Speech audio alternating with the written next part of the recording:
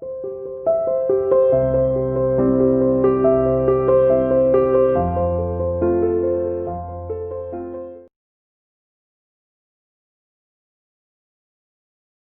students, how are you? Welcome to the online classes by CR International School. Myself Sumit टक्कर. आज हम article जो पढ़ने वाले हैं बेटा वो है आपका व्हीटस्टोन ब्रिज. ठीक है, क्या होता है व्हीटस्टोन ब्रिज हम वो डिस्कस करेंगे, और व्हीटस्टोन ब्रिज का यूज क्या है हम वो डिस्कस करेंगे. ठीक है, व्हीटस्टोन ब्रिज एक अरेंजमेंट होता है बेटा. किसका अरेंजमेंट होता है? It is the arrangement.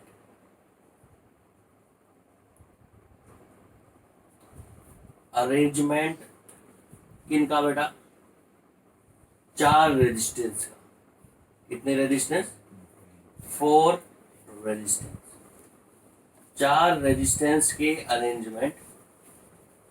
ठीक है, जिनमें से किसी एक रेजिस्टेंस की वैल्यू को फाइंड आउट करना.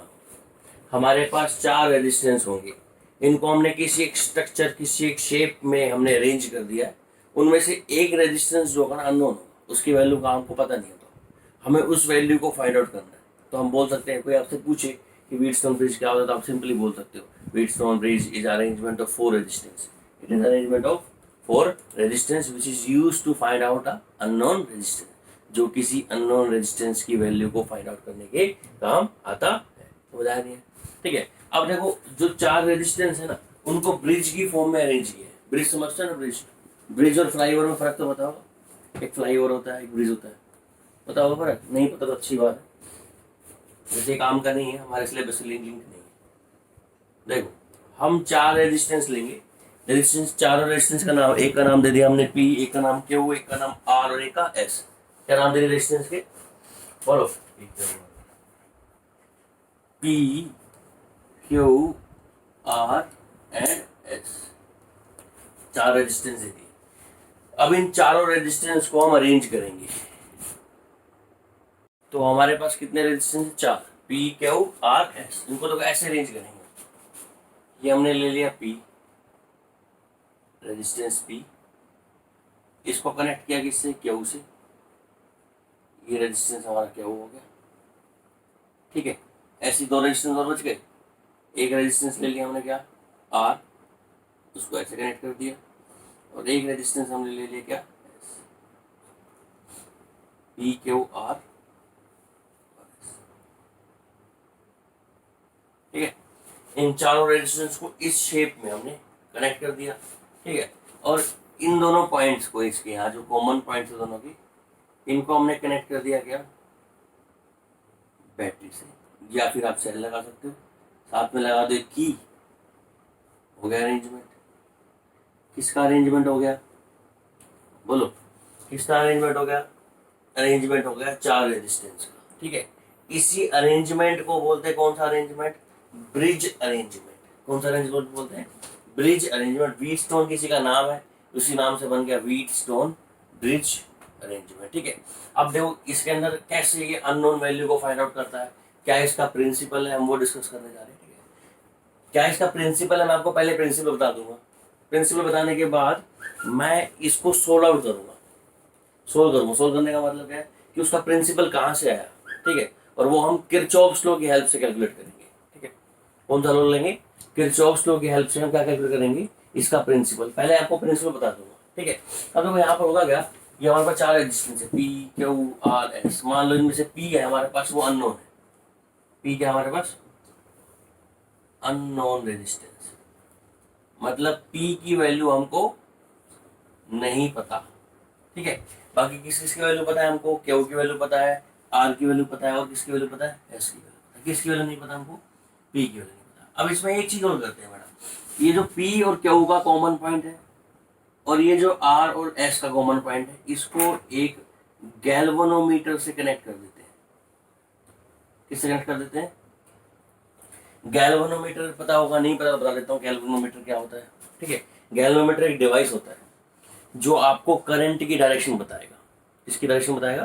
करंट की डायरेक्शन. मान लो ये गैल्वेनोमीटर आपने यूँ लगाया हुआ, करंट आपने यूँ पास किया तो गैल्वेनोमीटर यूँ डिफ्लेक्ट हो जाएगा, और करंट आपने यूँ पास किया तो करंट गैल्वेनोमीटर यूँ डिफ्लेक्ट हो जाएगा. तो जहाँ डिफ्लेक्ट हो रहा है गैल्वेनोमीटर, तो मतलब करंट उस साइड जा रहा है. ठीक है। ये आपको क्या बताता है, करंट की प्रेजेंस बताता है कि करंट ऊपर से नीचे फ्लो कर रहा है या नीचे से ऊपर या लेफ्ट से राइट फ्लो कर रहा है या फिर राइट से लेफ्ट। तो गैल्वेनोमीटर एक डिवाइस है जो क्या करता है, करंट की प्रेजेंस को क्या करता है, मेजर करता है, या फिर स्मॉल करंट की वैल्यू को क्या करता है, मेजरमेंट। ठीक है, तो इन दोनों पॉइंट पे क्या जोड़ दिया मैंने, गैल्वेनोमीटर। क्लियर है यहाँ तक? ठीक है, ये हो गया हमारे पास P Q R S. P हमारा अननोन है, क्यू आर एस की वैल्यू पता है, और हमने क्या कर दिया इसको गैल्वेनोमीटर। ठीक है, तो बात करते हैं कि व्हीटस्टोन ब्रिज का प्रिंसिपल क्या है। ये तो मैंने अब तक आपको बताया कि व्हीटस्टोन ब्रिज में अरेंजमेंट में क्या है, किस काम आता है, अननोन वैल्यू को निकालने काम आता है, ये इसका अरेंजमेंट है। इसको बैटरी से कनेक्ट कर दिया है। ठीक है, बैटरी से करंट भी जाएगा, करंट कितना जाएगा बैटरी से, आई करंट जाएगा ना, करंट जाएगा, उस सर्किट में हम डिस्कस करेंगे। अब ये बोलता है कि प्रिंसिपल किस प्रिंसिपल पे काम करता है व्हीटस्टोन ब्रिज। देखो पहले हम प्रिंसिपल पढ़ेंगे इसका, उसके बाद इसके प्रिंसिपल का प्रूफ पढ़ेंगे। तो प्रिंसिपल का प्रूफ पढ़ने के बाद समझ में आएगा कि प्रिंसिपल आया कहां से। ठीक है, तो उसका प्रिंसिपल क्या होता है, प्रिंसिपल सुनो। वो प्रिंसिपल कहता है, स्कूल वाला प्रिंसिपल नहीं ना, प्रिंसिपल और प्रिंसिपल में फर्क तो बताओ ना, एक पीएलई होता है और एक पीएल होता है। तो ये कौन सा सिद्धांत वाला प्रिंसिपल है। इसका प्रिंसिपल क्या कहता है, इसका प्रिंसिपल ये कहता है कि अगर इफ, क्या कहता है बेटा, इफ गैल्वेनोमीटर में कोई करंट नहीं है, गैल्वेनोमीटर में कोई करंट नहीं है, ठीक है, आई क्या हुआ, आई की वैल्यू 0 होगी, किसमें, गैल्वेनोमीटर। ये गैल्वेनोमीटर ना, इसमें से कोई करंट, हमारा सर्किट आपने ऑन कर दिया, ऑन करने के बाद सर्किट में करंट फ्लो कर गया, और अगर गैल्वेनोमीटर में से करंट नहीं आ रहा, गैल्वेनोमीटर में कोई करंट नहीं है, तो गैल्वेनोमीटर में कितना करंट, आईजी बोल दो। आईजी का मतलब क्या है, करंट इन गैल्वेनोमीटर कितना है, 0। हाँ, अगर गैल्वेनोमीटर में कोई करंट नहीं है तो इसका मतलब गैल्वेनोमीटर में कोई डिफ्लेक्शन नहीं होगा, no deflection, no deflection take place in galvanometer. अगर ऐसा हो जाए, अब वो कैसे होगा, वो हम बात की बात, अगर ऐसा हो जाए कि गैल्वेनोमीटर में डिफ्लेक्शन नहीं आ रहा है, गैल्वेनोमीटर में कोई करंट फ्लो नहीं कर रहा है, इसका मतलब ना करंट ऊपर से नीचे फ्लो कर रहा है और ना करंट नीचे से ऊपर फ्लो कर रहा है। समझ में आया नहीं है? मान लो, अगर मान लो वैसे बोलते हैं ये कंडक्टर है बेटा, इस कंडक्टर में करंट यहाँ से फ्लो नहीं कर रहा, ऐसे ही गैल्वेनोमीटर है, गैल्वेनोमीटर बीच में लगा, यहाँ से करंट फ्लो नहीं कर रहा, तो इसका मतलब इस पॉइंट का पोटेंशियल और इस पॉइंट का पोटेंशियल क्या है, सेम। अगर पोटेंशियल में डिफरेंस हो तो करंट फ्लो करता है कहाँ से, हायर पोटेंशियल से कहाँ की तरफ, लोअर की तरफ। इसका मतलब हुआ क्या, गैल्वेनोमीटर में डिफ्लेक्शन नहीं है, करंट की वैल्यू 0 है गैल्वेनोमीटर में। ये मैं आपको एक्सप्लेन कर रहा हूँ, अदरवाइज प्रिंसिपल तो बहुत छोटा सा ही है। अगर गैल्वेनोमीटर में डिफ्लेक्शन 0 है, अगर करंट गैल्वेनोमीटर में 0, दोनों बात सेम है, इसका मतलब ये होगा कि ये जो पॉइंट है इसको पॉइंट बोल देते हैं हम डी, और इस पॉइंट को बोल देते हैं ई। इसका मतलब जो आपका पोटेंशियल है किस पॉइंट पर, डी पॉइंट पर, और जो पोटेंशियल है किस पॉइंट पर, ई पॉइंट पर, दोनों का पोटेंशियल क्या है बेटा, दोनों पर सेम पोटेंशियल है। इसी वजह से तो गैल्वेनोमीटर में डिफ्लेक्शन नहीं हो रहा। अगर मान लो डी का पोटेंशियल कम होता है, ई का पोटेंशियल ज्यादा होता है, तो करंट कहाँ से फ्लो करता है, ई से कहाँ की तरफ, डी की तरफ। और अगर पोटेंशियल डी पर ज्यादा होता है और ई पर कम होता है, तो करंट फ्लो करता है डी से ई की तरफ। पर दोनों पर पोटेंशियल सेम है। आप 3 बात बोल सकते हो कि पोटेंशियल है डी और ई सेम है, गैल्वेनोमीटर में डिफ्लेक्शन नहीं है, या फिर गैल्वेनोमीटर में करंट नहीं, तीनों बातों का सेम मतलब। अगर ऐसा हो जाता है कि गैल्वेनोमीटर में कोई रिफ्लेक्शन नहीं है, गैल्वेनोमीटर में कोई करंट नहीं है, तो आपके 4 रेजिस्टेंस जिनका नाम दिया आपने पी क्यू आर एस, तो पी अपॉन क्यू किसके बराबर होगा, आर अपॉन एस। ऐसा कब होगा, जब आपके गैल्वेनोमीटर में कोई भी डिफ्लेक्शन नहीं है। तो P किसके बराबर होगा, P बटा क्यू किसके बराबर होगा, R अपॉन एस। करेगा क्यू आर एस, तीनों की वैल्यू हमको पता है। यहाँ से किसकी वैल्यू निकाल लेंगे, P की वैल्यू कैसे निकलेगी, Q multiply by R multiply by S, तीनों की वैल्यू पता है, तो आप अननोन रेजिस्टेंस की वैल्यू को फाइंड आउट कर सकते हो, अननोन रेजिस्टेंस की वैल्यू को फाइंड आउट कर सकते हो। ठीक है, समझ आया नहीं है? इसमें हमने क्या डिस्कस किया कि अगर व्हीटस्टोन ब्रिज में गैल्वेनोमीटर में करंट नहीं है तो P बटा क्यू आर बटा एस के बराबर होगा। ठीक है, फॉर एग्जाम्पल अगर बात करें, अगर मान लो मैंने सपोज करो मुझे 4 रेजिस्टेंस की वैल्यू पता है ना, कि पी हमारा 2 ओम का है, ये हमारा 4 ओम है, ये हमारा 6 ओम है और ये हमारा 12 ओम है। ऐसे मैंने ले ली 4 रेजिस्टेंस। कितने ओम का? 2, 4, 6 और 12 ले ली 4। इन चारों रेजिस्टेंस की हमने 4 रेजिस्टेंस ली, देखो रेशियो निकालो। 2/4 कितना होगा? 0.5 है ना, 1/2। और 6/12 भी कितना होगा? 1/2। P/Q किसके बराबर आ रहा है? R/S के बराबर है। तो इसका मतलब गैल्वेनोमीटर में करंट नहीं फ्लो करेगा, गैल्वेनोमीटर में करंट फ्लो नहीं करेगा। समझ आया? ये प्रिंसिपल को उल्टे तरीके से बता दिया। अगर P/Q R/S के बराबर है, P/Q R/S के बराबर है, तो गैल्वेनोमीटर में कोई करंट फ्लो नहीं करेगा। समझ आया नहीं है? ठीक है। अब एक छोटा सा देखो, आपको बता दो, कई बार ना हम थोड़ा सा परेशान रहते हैं। परेशान तो हम बचपन से ही है। थोड़ा सा और देखते थे, देखो परेशानी क्या है। यहाँ पर क्या होता है, एक आपको अरेंजमेंट दिखाता हूँ मैं रेजिस्टेंस का, जिसमें आपको ये नहीं पता लगेगा कि कौन सा सीरीज में है और कौन सा पैरेलल में है ना। बताऊं? नहीं, न्यूमेरिकल आता है, न्यूमेरिकल हल्का फुल्का सा न्यूमेरिकल आता है। ये ऐसे बनाओ, डब्बा बना दो, फिर ऐसे इसको यहाँ से मिला दो, फिर यहाँ पे एक रेजिस्टेंस लगा दो, एक यहाँ पे लगा दो, एक यहाँ पे लगा दो और एक यहाँ पे लगा दो और एक यहाँ पे लगा दो। समझ गए? कितने रेजिस्टेंस हो गए? 5। कितने हो गए?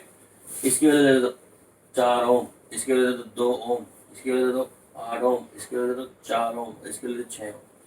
और आपसे पूछे, क्या पूछे कि ए और बी के बीच में इक्विवेलेंट रेजिस्टेंस बताओ, बता दो। ए और बी के बीच में इक्विवेलेंट रेजिस्टेंस बता दोगे? बता दोगे? आया ना? सिंपल है, निकाल। पर अगर आपसे ऐसे पूछ ले कि इसके पॉइंट के बीच में और इस पॉइंट के बीच में इक्विवेलेंट रेजिस्टेंस बताओ। इक्विवेलेंट रेजिस्टेंस का मतलब क्या? आप हमको देखना पड़ेगा कि कौन सा सीरीज में है और कौन सा पैरेलल में। पर ध्यान से देखो, 4, 8, 6, इसमें समझ नहीं आ रहा आपको कौन सा सीरीज में कौन सा पैरेलल। ऐसे ही 2, 6 और 4, इसमें भी समझ नहीं आ रहा आपको कौन सा सीरीज में कौन सा पैरेलल में। अब जरा इसको थोड़ा सा ऐसे टर्न करके देखो। ये हो गया हमारा P, ठीक है। ये हो गया हमारा कितना? Q। ये हो गया हमारे पास कितना? R। और ये क्या हो गया हमारे पास? S। हो गया PQRS।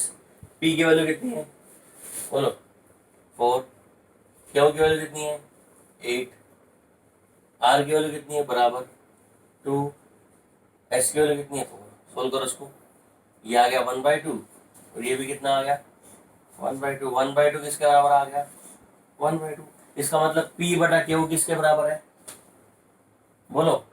R/S की। P/Q R/S के बराबर है। इसका मतलब इस सर्किट में ये जो 6 ओम का रेजिस्टेंस है, ये किसकी जगह पर है? ये है गैल्वेनोमीटर की जगह पर। किसकी जगह पर है? इसका मतलब गैल्वेनोमीटर में से कोई करंट नहीं जाएगा। क्यों? क्योंकि P/Q किसके बराबर आ गया? R/S के। गैल्वेनोमीटर में से कोई करंट नहीं जा रहा, तो गैल्वेनोमीटर में से करंट नहीं जा रहा, तो इसका मतलब 6 ओम वाले रेजिस्टेंस में से जो करंट की वैल्यू है वो कितनी है? 0। इसका मतलब इसमें से करंट जाएगी ना। सर्किट में ये चीज़ बेकार है, इसको हटा दो। सर्किट में जिस पार्ट में करंट जा ही नहीं रहा उसको लगाने का फायदा ही नहीं, हटा दिया। अब इसके और इसके बीच में क्या निकालना है? Equivalent resistance. तो 2 और 4, ये सॉरी 4 और 8 दोनों किस्म हो गए सीरीज में, 2 और 4 फिर किस्म हो गए सीरीज में, दोनों को फिर किस्म हो गए पैरेलल। इक्विवेलेंट रेजिस्टेंस मिल जाएगा। ठीक है, समझ आ रही है?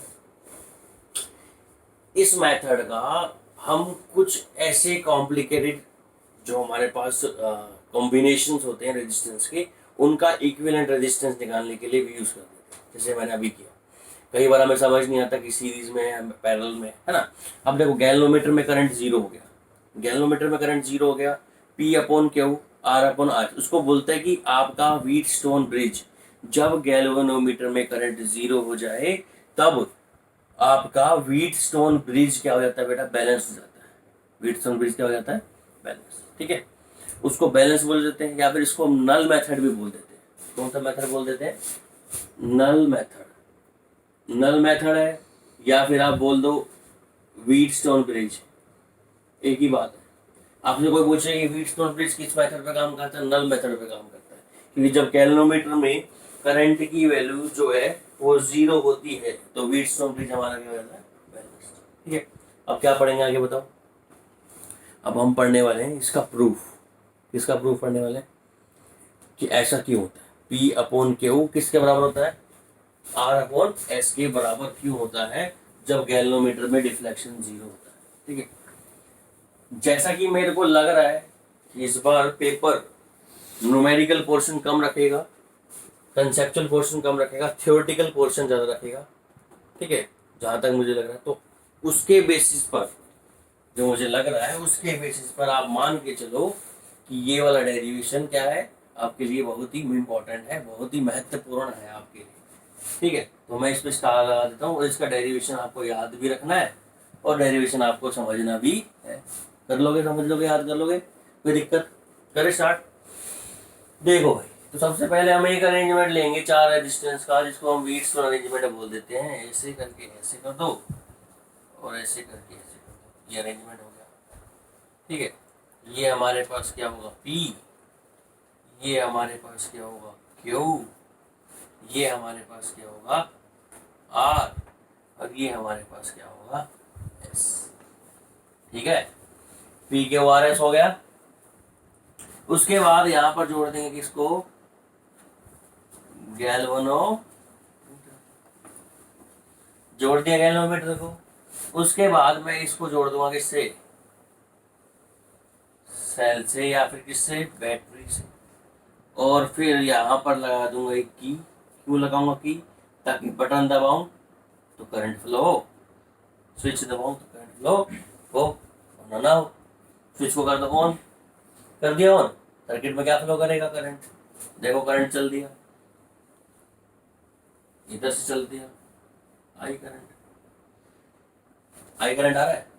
अब जब करंट यहाँ आएगा तो उसको 2 अलग अलग कंट्री में जाना पड़ेगा, पी और आर अलग। पी में भी जाएगा और किस में जाएगा, आर में भी जाएगा। मान लो P1 में करंट चला गया कितना, I1।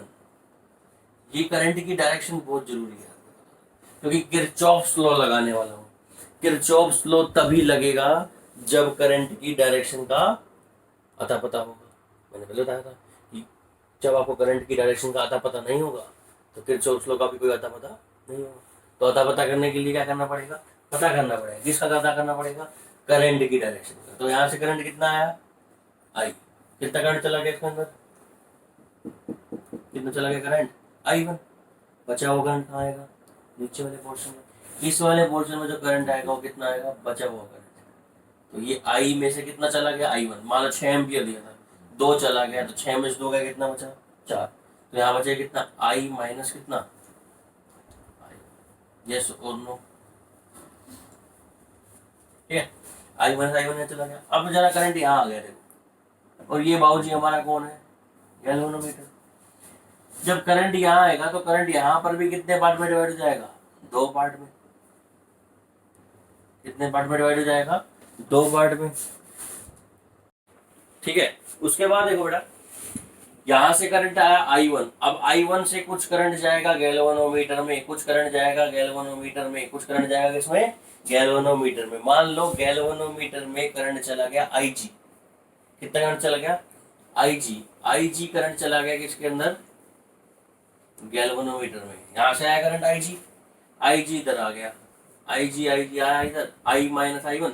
ये दोनों करंट यहाँ जुड़ जाएंगे, है ना। जब ये दोनों करंट यहाँ मिलेंगे और यहाँ से करंट कितना जाएगा, फिर बताओ, यहाँ से करंट जाएगा कितना, I माइनस I1। तो यहाँ से आ गया,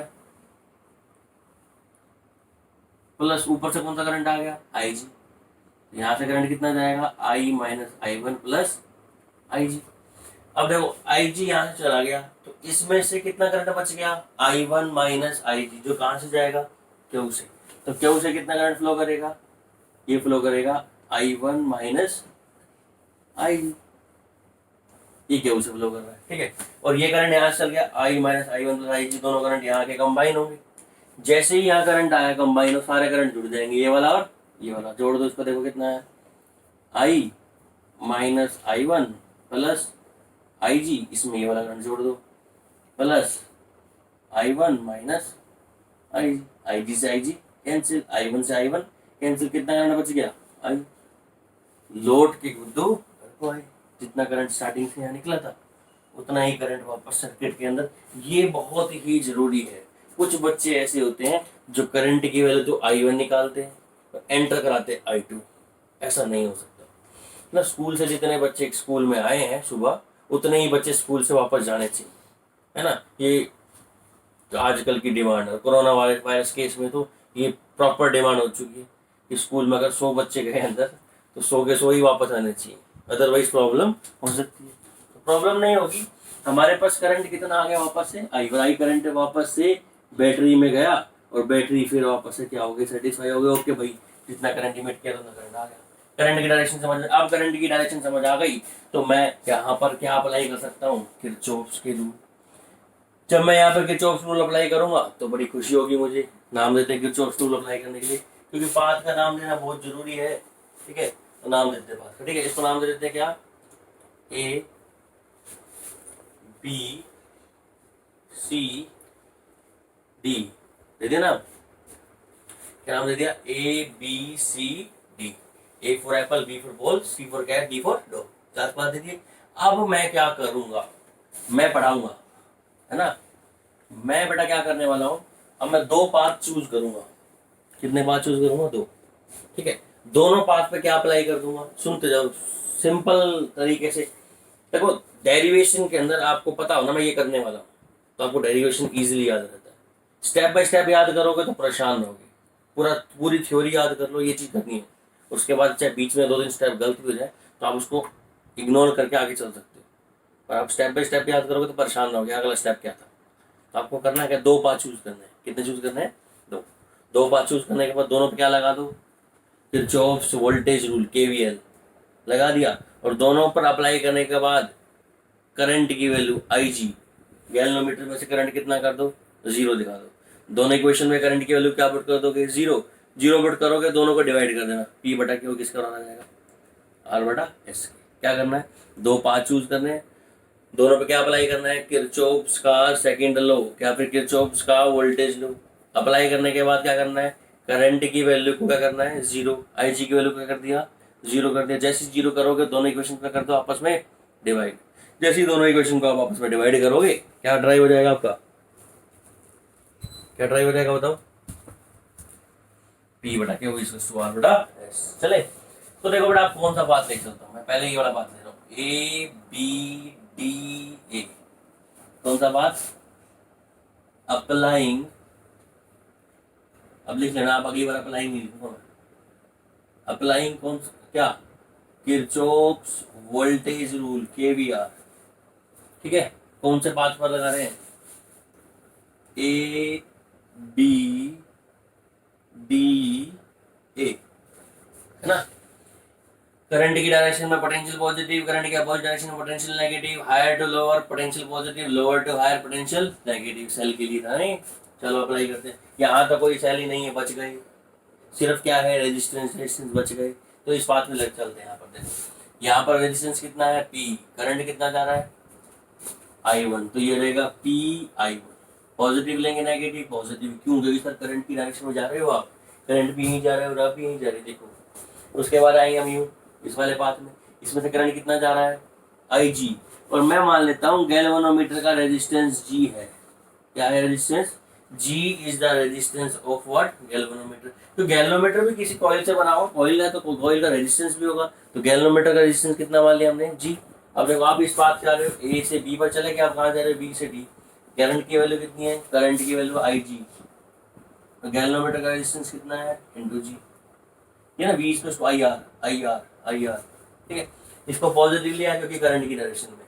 तो उसके बाद हम यहाँ जाएंगे D से, करंट आ रहा है A से D और हम जा रहे हैं D से, करंट आ रहा है A से D और हम जा रहे हैं D से A।